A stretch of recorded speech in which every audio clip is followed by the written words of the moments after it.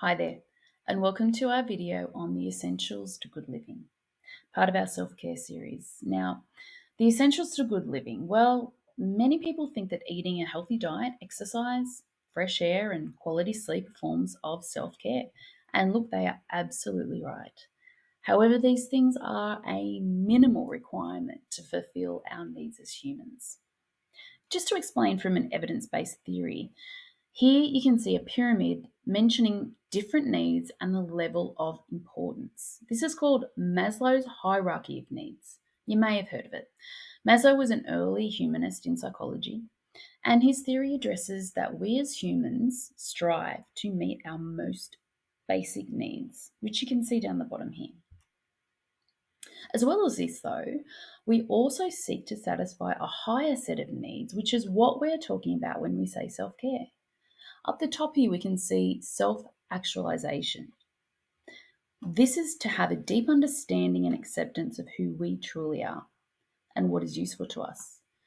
This is one of the things a counselling session can provide for you, a safe space where you can navigate all the different layers we build around what's in alignment with our personal expression.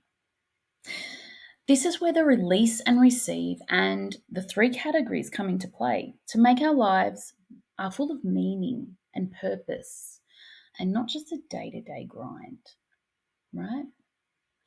In my sessions with clients, I often use this theory to help people visually see what our basic human needs are. Because I don't know if you guys can relate, but I definitely fit into this. Many of us don't know what their needs are. And if we don't know what our needs are, we can become ill. Our mental health suffers. We may feel stuck, unable to connect to others, or even use maladaptive or addictive behaviours to cope with life. Very human. I'm not sure if many of you have heard the term reparenting, but simply put, it means for those of us that may not have had all our needs met during those early years of life, for whatever reason. It's an opportunity now to find ways to fulfill those particular needs ourselves as adults. Self-care helps us learn, too, that we are responsible for fulfilling our own needs now. It's an easy trap to fall into to look outside of ourselves for others to do this for us. And look, sometimes this happens and it's fantastic when it does. However, relying on others to, in a way, be responsible for our happiness can turn into a cycle of disappointment, low self-worth, self-shaming, because it's not a sustainable or realistic expectation.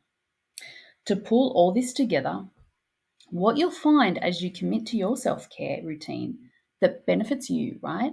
These essentials for good living will naturally fall into a kind of organic rhythm. You may still need some strategies around better sleep or healthy eating, etc., but it won't feel so hard. It won't be such a challenge.